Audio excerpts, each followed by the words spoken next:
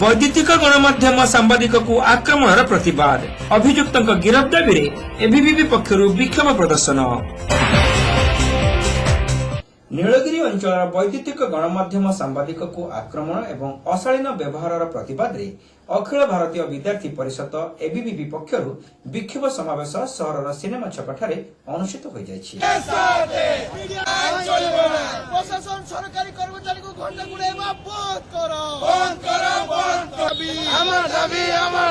साम्बादिक भाई आगे बढ़ो, हम तुम्हारे साथ। ନୀଳଗିରି ଅଞ୍ଚଳରେ କାର୍ଯ୍ୟରତ ସାମ୍ବାଦିକଙ୍କୁ ବାହାନଗା ବିଡିଓ ଏବଂ ତାଙ୍କ ସହଯୋଗୀମାନେ ଗତ ଶନିବାରରେ ଆକ୍ରମଣ କରିଥିଲେ।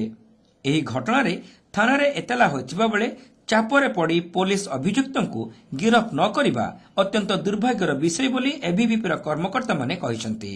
ତୁରନ୍ତ ଅଭିଯୁକ୍ତକୁ ଗିରଫ କରାନଗଲେ ଆଗାମୀ ଦିନରେ ଛାତ୍ର ସଂଗଠନ ଏବିଭିପି ଆନ୍ଦୋଳନାତ୍ମକ ପନ୍ଥା ଗ୍ରହଣ କରିବାକୁ ବାଧ୍ୟ ହେବ ବୋଲି ସେମାନେ ଚେତାବନୀ ଦେଇଛନ୍ତି। যেভাবে ভাবে বালেশ্বর জেলার সর অঞ্চলর জনে অর্গস নিউজর জনে দায়িত্ববান কর্তব্যনিষ্ঠ গণমাধ্যমর প্রতিনিধিଙ୍କୁ সে যেতবে জনে ভিডিও মদ্যপান করুলে যেতবে সে সমুদ্র যেতবে সে পাহাড় অঞ্চলে বসি নিজের সহকর্মচারী সহিত ডিউটি থিবা সময় ডিউটি বন্ধ করে সেটি মদর আশ্রয় মিলাইলে তাঁর মৌলিক কর্তব্য জনতাঙ্কর রহি তাঁকু প্রশ্ন পচারে এটা কেবল তাঁকর প্রশ্ন নথিলা, প্রশ্ন ଥିଲା সাধারণ জনতাঙ্কর প্রশ্ন ଆପଣ কিভাবে ভাবে নিজ কর্তব্যের বিমুখ হয়ে মদ মাংসর আশ্রয় দেবেছেন তার প্রতিফলন রূপে তাঁকু মিলিলা মরাত্মকর আক্রমণ, তাঁকু আক্রমণ শিকার হয়েছে।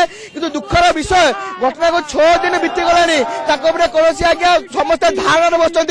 সাংবাদিক ভাই মানে সামাজিক সংগঠন ছাত্র সংগঠন সমস্তে বারম্বার দাবি করে সারিলে বর্তমান বিডিওঙ্কর প্রতি কৌশি কার্যানুষ্ঠান হয়ে না।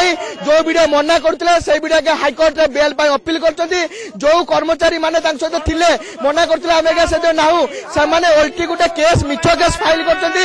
ଏ ଘଟଣାର ତୁରନ୍ତ କାର୍ଯ୍ୟାନୁଷ୍ଠାନ ନିଆଯାଉ, ଏ ଘଟଣାର ମର୍ମକୁ ତୁରନ୍ତ ଅନୁଭବ କରାଯିବାର ଗୁରୁତ୍ୱକୁ ଏବଂ ଯଥାଶୀଘ୍ର କେବଳ ଆର୍ଗସ୍ ନୁହେଁ ସମସ୍ତ ଗଣମାଧ୍ୟମ ପ୍ରତିନିଧିମାନଙ୍କୁ ତାଙ୍କର ସ୍ୱାଧୀନତା ଦିଆଯାଉ ଏବଂ ତାଙ୍କୁ ସୁରକ୍ଷା ଦିଆଯାଉ ବୋଲି ଅଖିଳ ଭାରତୀୟ ବିଦ୍ୟାର୍ଥୀ ପରିଷଦ ଦାବି କରୁଛି।